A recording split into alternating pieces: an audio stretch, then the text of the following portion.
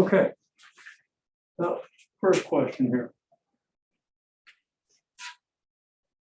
You could pick any vector, multiply it by this matrix, it would be in the range. Okay.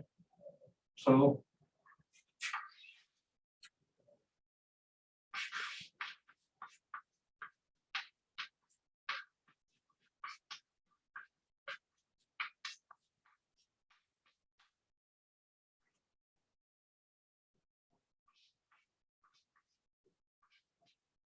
call that vector X.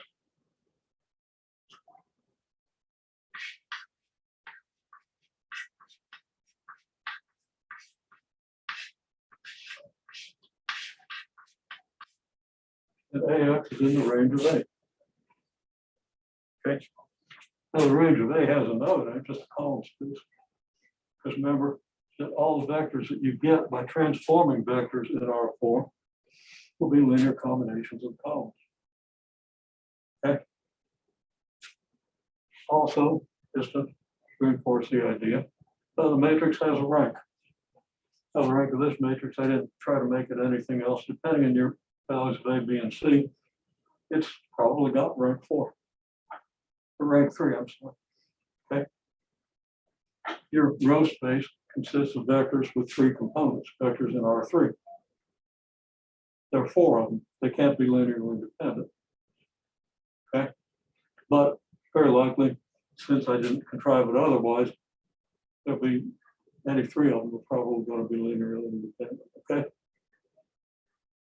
So that makes the rank 3, which means the nullity is 1.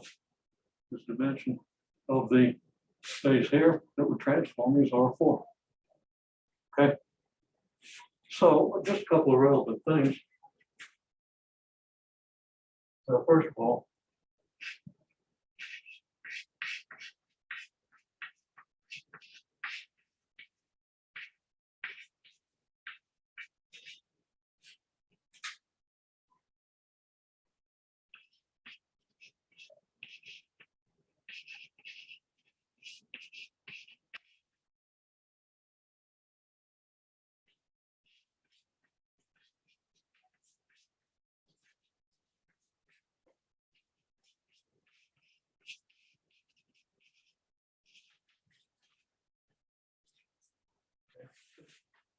range of A includes all columns.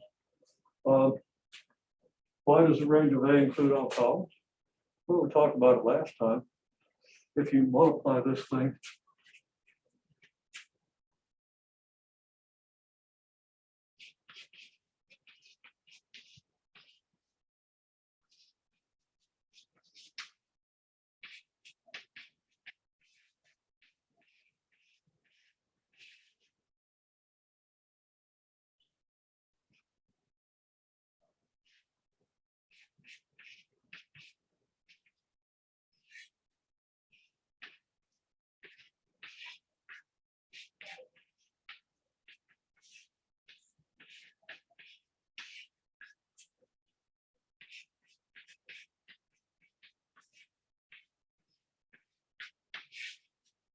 X1, X2, X3, and X4 are your simplest, consist of your simplest bases, actually.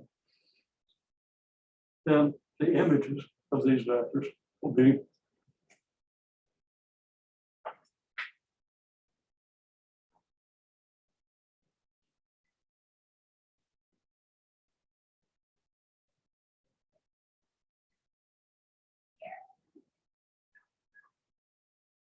columns. And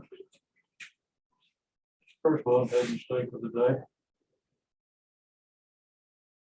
Transforming R3, not R4. I should have written that down for my own sake, but not yours. Okay. You know, this multiplies vectors in R3. So all of a sudden I was getting 4 columns. And my discredit, I had to think for a minute, think about what's wrong with that. It was wrong. Okay, well, it was wrong because these vectors have the wrong dimension. You can't multiply a vector with 4 components by this matrix. Okay, so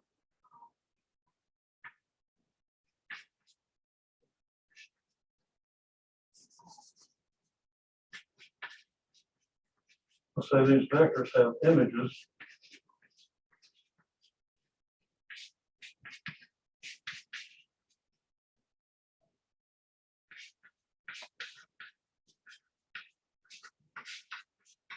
Equal to the columns of A. There we go, we showed that last time. I mean, obviously, if you multiply this matrix by this, you're going to get this column. Multiply this matrix and so forth. Okay. So the easiest way to answer this question is to go back to this idea and just say, well, the columns are all going to be images. Okay. So the columns are all going to be in the range of A. And most likely,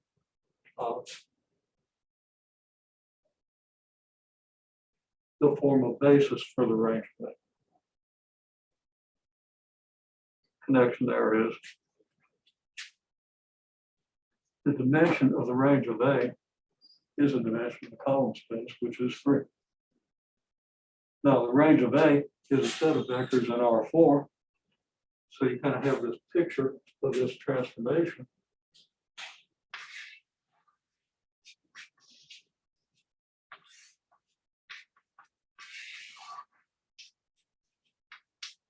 A transforming R3 into R4. And you have this subspace, range of A. If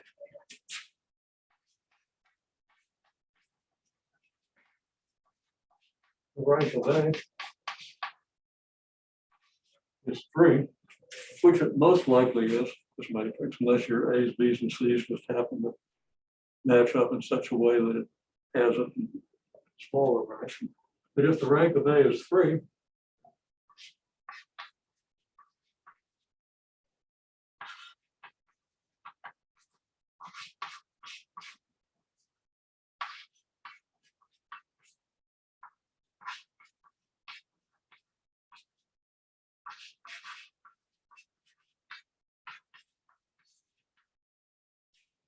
the dimension of the column space is 3.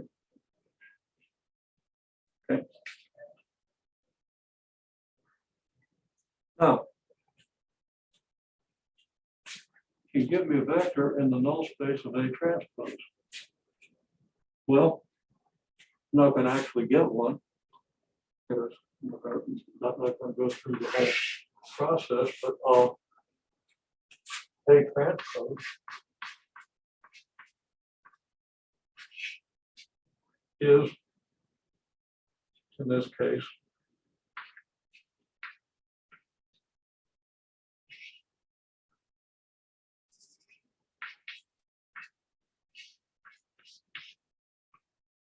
this vector.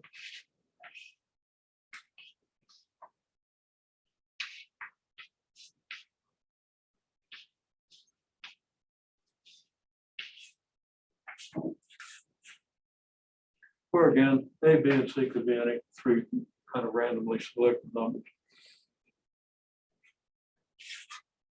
How do you get the null space?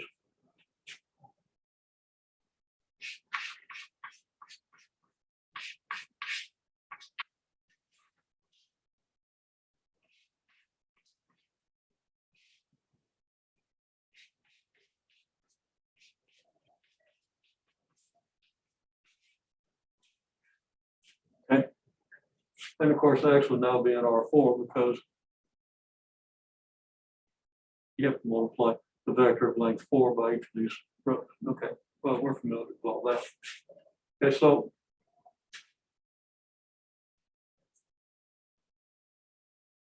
to get that, you could reduce an augmented matrix, right?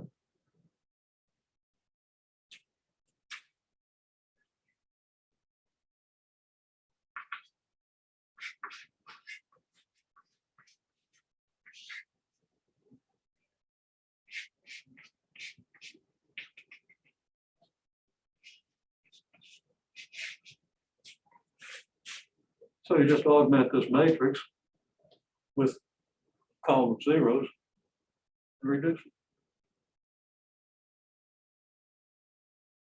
You're going to end up with at least one free variable. You end up with one free variable, which is the likely thing, because again, for random choices of A, B, and C, it's unlikely this would match up to give you an actual row of zeros or equivalent. Okay, you're going to end up with one free variable. So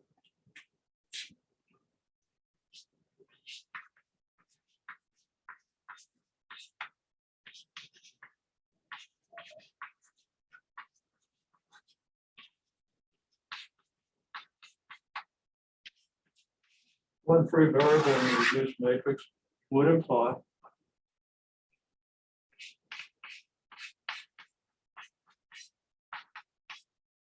that the nullity of A transpose, well, it's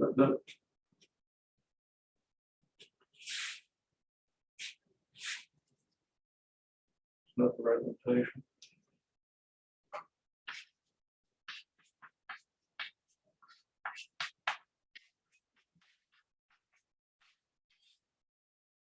Nullity of A transpose is one.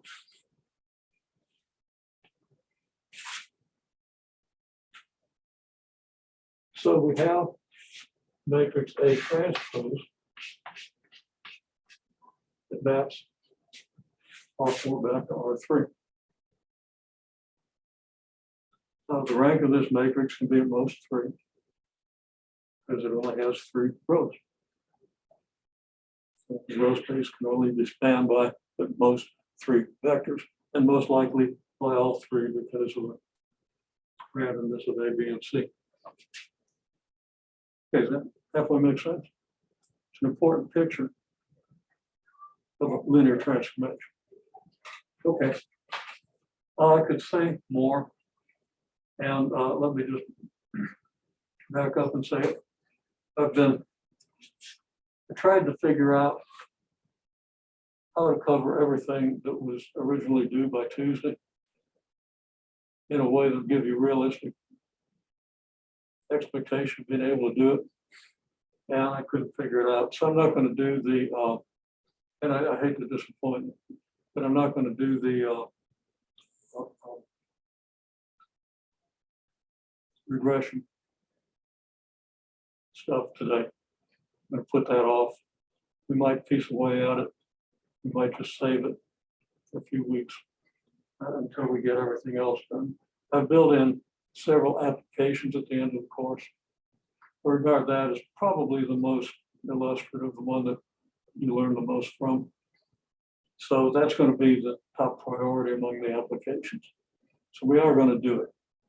And what I'm talking about here kind of starts building you toward that, as well as giving you the picture of the linear transformations that you're dealing with now. Okay. But I realize it's just going to be too much. Okay.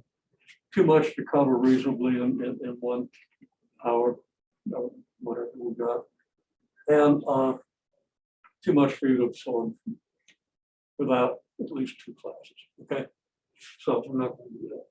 Okay, well, back here, you want a vector and the nullity. Well, you just reduce this thing and you get one. Okay, you got a free variable. You got an infinite number of vectors. You just set the free variable equal, say, to 1. You get a vector. It's something we did very early in the course. So I'm not going to demonstrate it here. Okay. Now that I don't want to actually reduce this matrix. But no, we're going to reduce. I mean, I like doing that stuff. It's not that I don't really want to, but it's not what we need to spend our time on. Okay.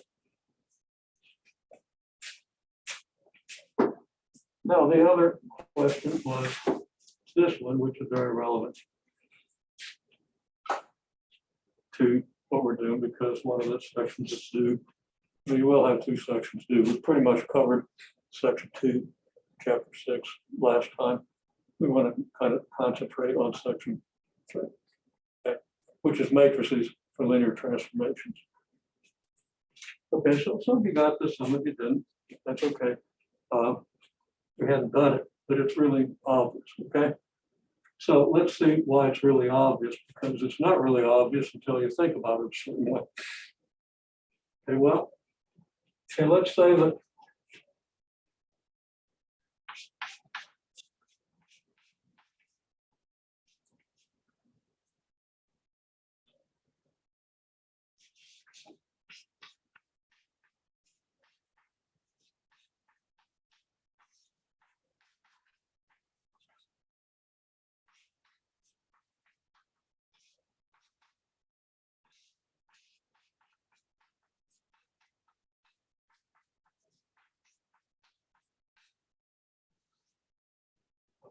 if X is this and T of X equals this, right?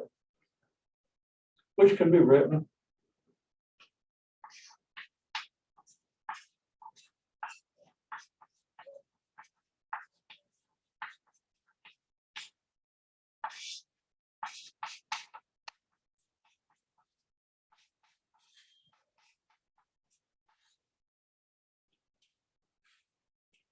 okay. Now, let me just say, this is kind of an aside. There's nothing that restricts X to being a vector with 4 components. But it's got to have at least 4 components because you have 4 X's here, okay? X1 through X4. You could add X5, X6 up through X87 if you wanted to. This would still be a valid transformation. But let's assume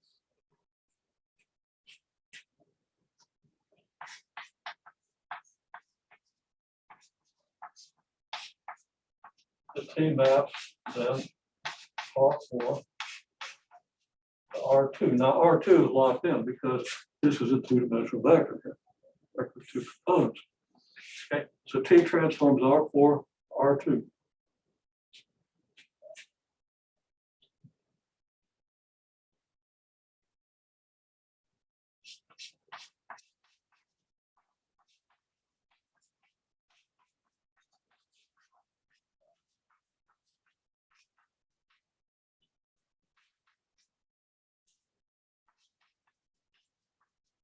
If matrix A represents T, then A multiplied by X1, X2, X3, X4 equals X1 minus 3X2, X3 minus X4. So what we have to do is we have to write the matrix A, which when multiplied by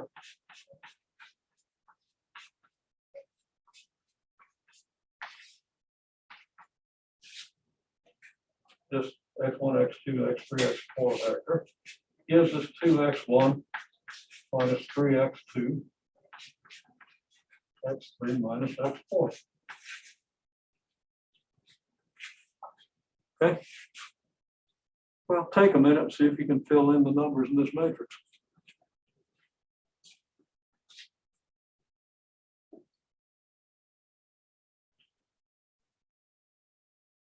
Okay, the recording wasn't working there.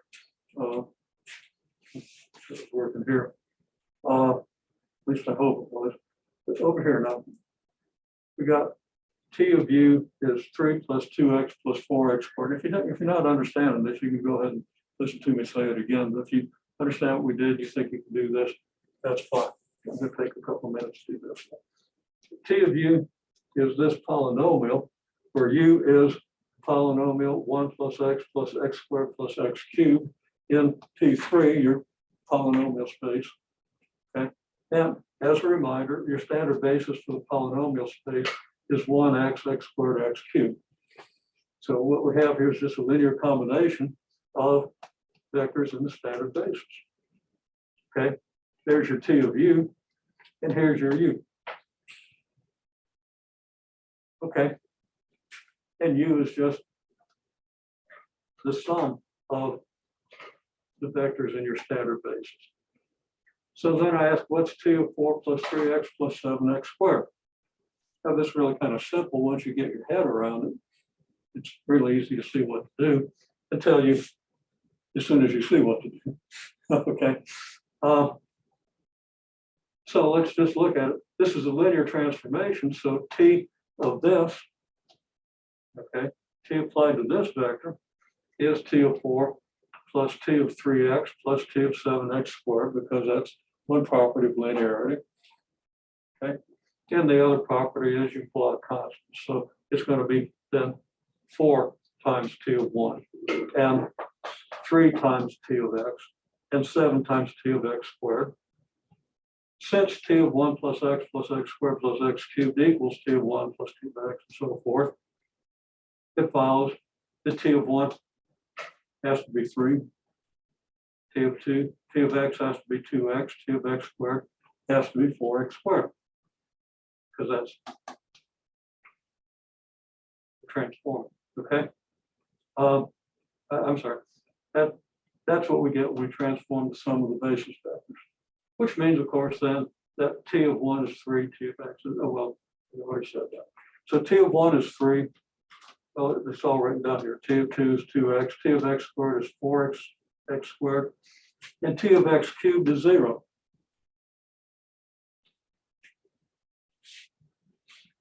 So maybe, well, we'll talk about dimension in a minute, but this means the dimension of the image of this transformation is 1 dimension less. Dimension of the vectors that we're transforming here is 4. We get vectors of dimension 3 because there are only 3 components in the transformation. Well, I didn't say that very clearly, but let's go over here and then we'll see what I meant. Okay. So what I've asked is, well, yeah, we want one step further. Okay, so we want to get T of 4 plus 3x plus 7x squared. Well, that's going to be 4T of 1 plus 3T of x plus 7T of x squared by linearity. And from the linearity and the information we have, we determined what T of 1, T of x, and T of x squared are. So 4T of 1 is 4 times 3. There it is. T of x is 3. Well, T of x is 2x. So 3T of x is 3 times 2x.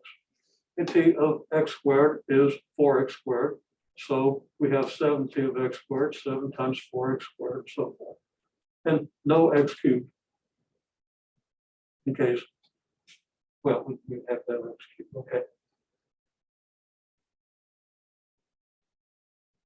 Now, if this vector that we're transforming, this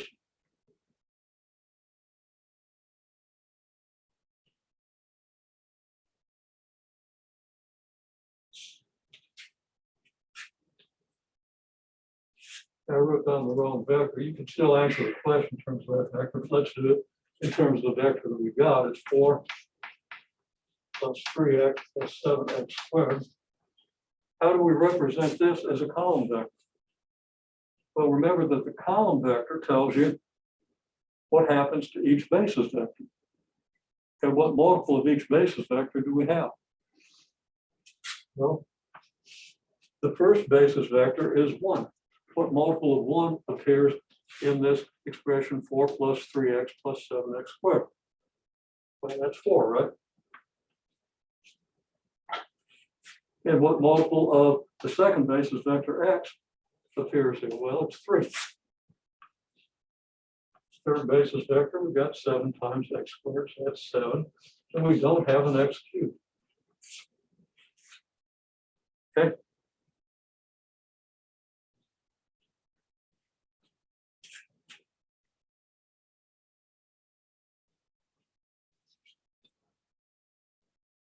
I never did work out this product. Thought I had. This 4 times 3 is 12, right? 3 times 2x, 7 times 4x. And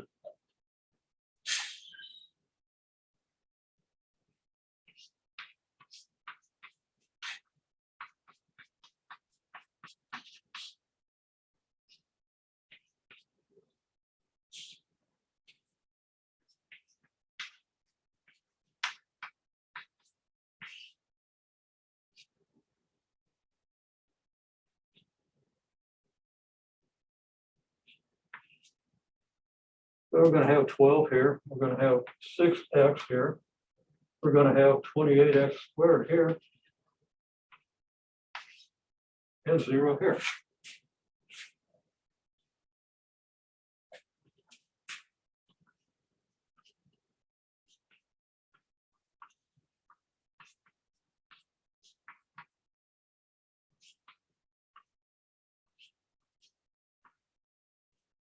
And what is the matrix for T?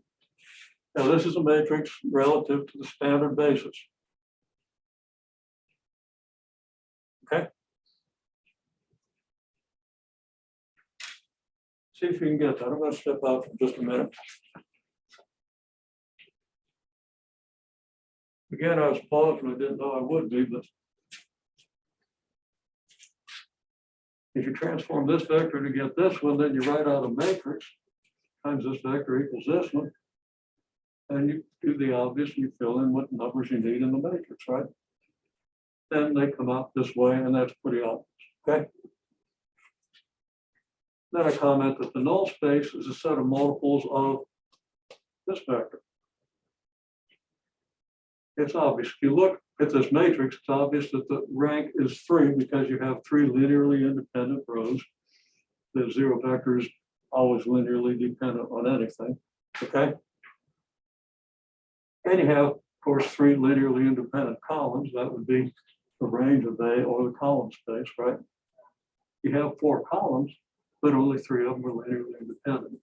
So the null space is a set of multiples of this, dimension is 1, basis is this, and that represents just vector x cubed, okay? X cubed being regarded as a vector. Now you know that the null space has dimension 1 because when I asked what's the nullity, everybody told me 1. Okay, yeah, 4 rows, only 3 of them are linearly independent. That means your nullity is 1 - 3, which is 1. Okay, now let's define a new transformation T of u equals du dx. Okay, you're not used to taking derivatives of vectors, but you're going to be doing it next year when you do multivariable calculus, differential equations. Okay, that's easy. It's, you know, you don't think of a vector as something you take a derivative of, but a vector can be a vector function. Okay, and that's, I don't think it's going to give you any trouble. At least that idea. It develops into stuff that give you all kinds of trouble, but you're going to love it. Okay, now, in general, u then vector in this space, we're still in P3, is going to be some polynomial C1 plus C2x plus C3x squared plus C4x cubed. What's the derivative of that? No, everybody write the derivative down. Okay, well, it's straightforward. What's the derivative of C1? 0. Okay. What's the derivative of C2x? Well, what's the derivative of x? 1. So the derivative of C2x is just C2 times 1. I'm going to go ahead and write it out. C2 times 1 because the derivative of x is 1, but then it's C3 times the derivative of x squared, which is 2x.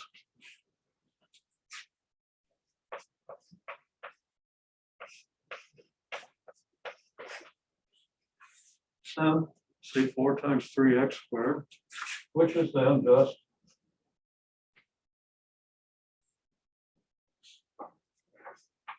C2 times 1 plus 2C3 times 2 times x plus 3C4 times x squared. All right. So what's your matrix? Well, your matrix takes what vector to what vector? How do you express u as a column vector? How do you express T of u as a column vector?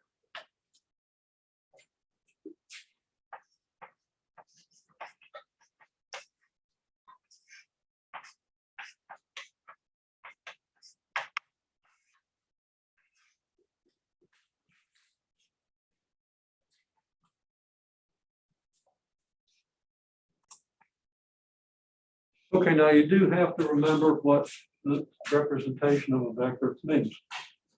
Okay. So U is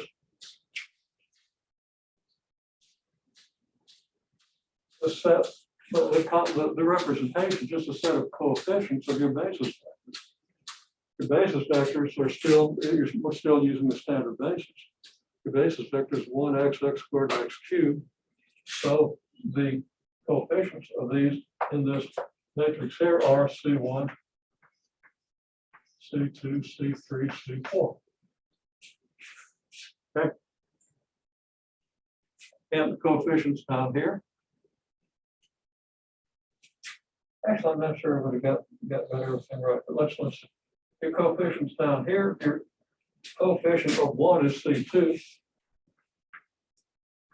Coefficient of 2 of x is 2C3. Coefficient of x squared is 3C4. And the coefficient of x cubed is 0. Okay. Now for these particular vectors, this could be 1, 1, 1, 1. This could be 1, 2, 3, 4. Okay.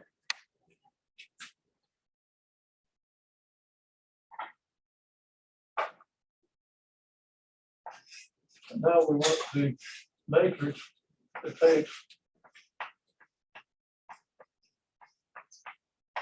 this to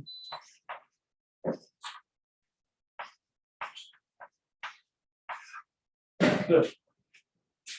Okay. And that matrix is going to be what? First row has to give you C2. That means you're going to have 0, 1, 0, 0. And the second row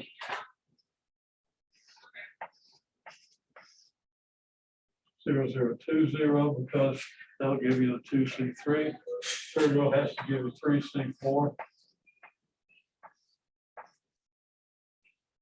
And that again is 0, 0, 0, 0. Now you know when you take the derivative of a third degree polynomial, you get a second degree polynomial. Okay, so you're taking a space of dimension 3 and mapping it onto a subspace over here of dimension 2. Now we could have defined this thing as a mapping from P3 to P2, in which case we wouldn't have had to have the 0 there. Okay. So we can either see this as an embedding of the space of polynomials of degree 3 into the space of polynomials of degree 3. Okay. But not onto. Because onto means everything in this space over here has to be the image of something over here. The x cubed polynomials over here are not images of derivatives.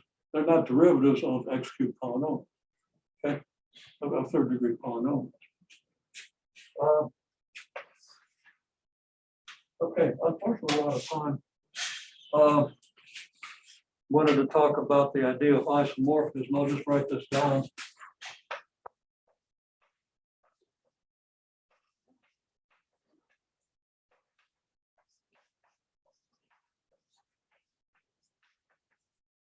One-to-one, and it's on to. And this is actually, well, don't want to talk about that if I don't have time. Okay. Okay, there's the boards in better resolution.